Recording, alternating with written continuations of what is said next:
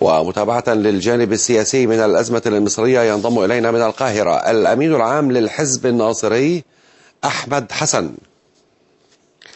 سيد أحمد حسن، أهلا ومرحبا بك. أهلا وسهلا.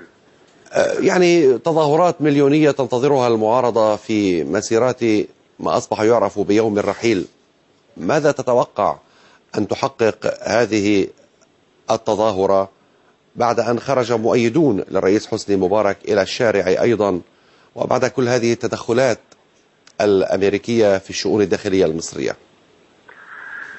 أنا أتوقع أنه هذه المظاهرات التي يتم الدعوة إليها لن تتم بالشكل الذي يبالغ فيه في الإعلام المختلف، يعني سواء في الإعلام الذي ينضوي تحت الولايات، تحت إدارة الولايات المتحدة الأمريكية، لأنه الشعب المصري بدأ يدرك أن تدخلات أجنبية وتدخلات أمريكية بالتحديد هي التي رتبت لهذه التظاهرات.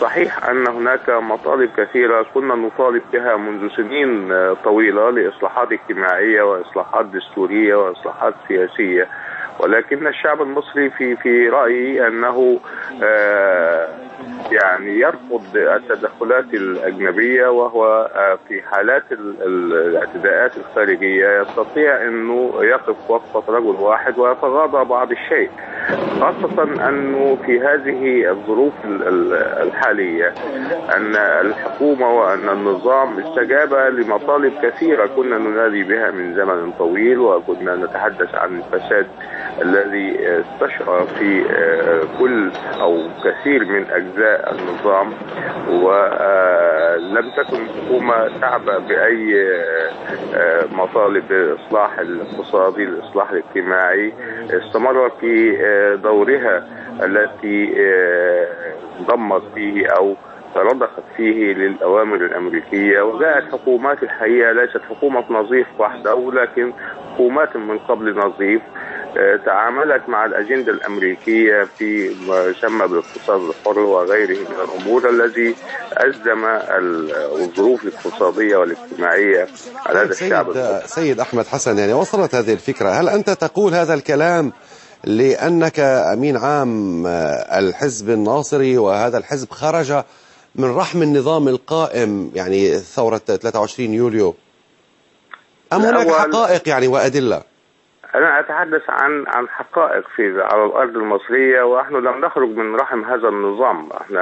نحن نتبنى أفكار ومبادئ ثورة 23 يوليو. هذا النظام انقلب على كل مبادئ ثورة 23 يوليو، ولكني أتحدث هنا عن كواحد من المصريين، كمواطن مصري. حينما يكون الاعتداء من الخارج يتجمع المصريين ويقف ضده. كلام جميل يا أستاذ أحمد، ولكن يعني لأول مرة حزب من أحزاب المعارضة يعتبر بأن هذه التظاهرات خرجت بإعاز من الخارج، ما هي الأدلة على ذلك؟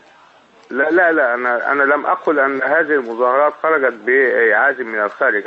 أنا أقول أن المظاهرات في بدايتها خرجت من شباب مصري طالما حس بالظلم، ولكن موجة من الانتهازيين السياسيين وموجة من المتعاملين مع الأجندة الأمريكية وينفذون الأجندة الأمريكية ركبوا هذه المظاهرة وركبوا هذه المطالب. لذلك تجد أن المطالب الأولى التي قامت يوم 25 يناير من الشباب الشريف كانت تتحدث عن الفساد، وكانت تتحدث عن إتاحة فرصة عمل وإتاحة لقمة عيش كريمة وحياة كريمة. ثم تصاعدت هذه المسألة وتواصلت إلى أن تصل إلى ما يسمى بالرحيل اليوم.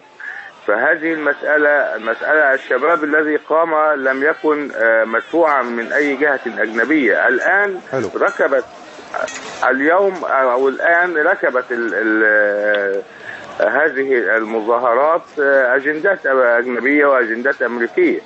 طيب الآن يعني نستطيع أن نقول أن المطالب المحقة التي اعترفت بها الدولة وقبلتها وأقرتها هي شيء، والمطالب بالرحيل الفوري التي يتبناها البرادعي وحركة الإخوان المسلمين في مصر شيء آخر. يعني دعنا نسمي الأشياء بأسمائها. هذا ما تريد أن تقوله؟ هذا صحيح، هذا صحيح. يعني البرادعي وغير البرادعي الحقيقة، لأنه في شباب كثير تم تدريبه في الولايات المتحدة الأمريكية وفي جهات كثيرة جدا على كيفية قلب نظام الحكم أو كيفية الدفع بمظاهرات. ما حدث في أوروبا الشرقية ودول الاتحاد السوفيتي السابق يتكرر في المنطقة ويتكرر في مصر، وعلينا أن نعرف أنه الأجندة الأمريكية ترى أنه لابد من تفكيك النظام في مصر القائم حتى الآن أو يستند حتى الآن كما يقول النظام على ثورة 23 على مبادئ ثورة 23 يوليو. هو صحيح أن المؤسسة العسكرية هي امتداد لثورة 23 يوليو، لكن ما تقوم به من سياسات والنظام وما يفعله من تطورات ليس له علاقة بثورة 23 يوليو على الإطلاق،